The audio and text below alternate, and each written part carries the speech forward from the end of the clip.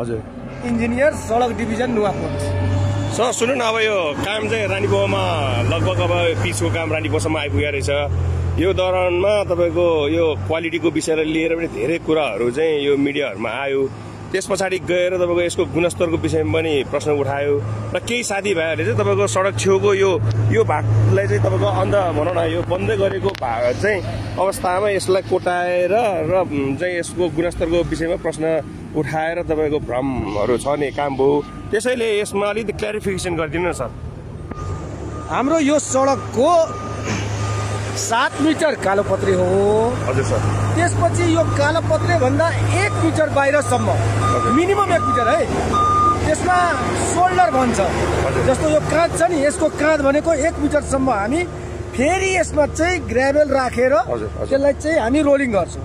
त्यो गरेपछि पिचको छेउ चाहिँ भत्किन पाउँदैन हैन। अब आयो गुणस्तरको विषयमा, हाम्रो यो कालोपत्रे जुन छ हामी डिजाइन गरेर मिक्स डिजाइनको हिसाबले कति प्रोपोर्सन बिट्विन कति चाहिन्छ, एग्रिगेट कुन साइजको कति चाहिन्छ, डस्ट कति चाहिन्छ, त्यो मिक्स डिजाइनको हिसाबले चाहिँ ब्याचिङ प्लान्टमा हामी त्यो मिक्स डिजाइनको हिसाबले प्रोडक्सन गर्न लायौँ।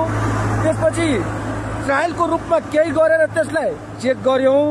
चेक पास भइसकेपछि मात्रै गरिरहेछ।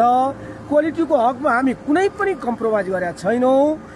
अब आयो कुरा 1-2 ठाउँमा चाहिँ हामी काम गर्दै जाँदा जहाँ एकदम चिसो थियो त्यहाँ चाहिँ अलिकति प्रब्लम पनि आयो। जम्मा 3 ठाउँमा सानो पोर्सनमा। त्यसलाई हामी तत्कालै गरिसकेपछि गाडी चलेपछि अलिअलि क्र्याक जस्तो देखिएपछि त्यसलाई हटायौँ।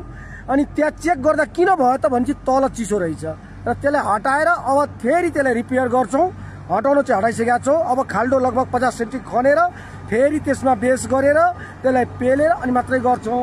यो अरू बाँकी कालोपत्रेमा कुनै किसिमको गुणस्तरमा कम्प्रोमाइज छैन सर। अनि सडकको यो ब्युटिफिकेसनको काम पनि गर्न बाँकी नै छ नि होइन सर? फाइनल ब्युटिफिकेसनको हकमा हाम्रो काममा चाहिँ रोड फर्निचर वर्क भन्छौँ। हजुर हजुर। रोड फर्निचर वर्कमा चाहिँ ठाउँ ठाउँमा क्र्यास बेरियरहरू लगाएको तपाईँहरूले देख्नुभयो होला।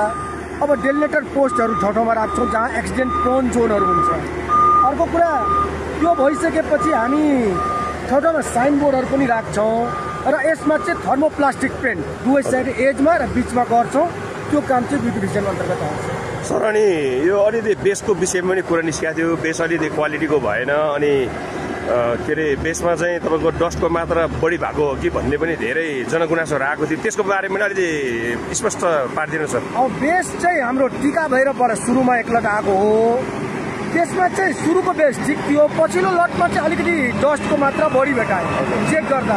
त्यसमा पिआई पनि बढी थियो र त्यो सोर्स अहिले चेन्ज भएर उहाँ के अरे पनौतीको बेस आइरहेछ।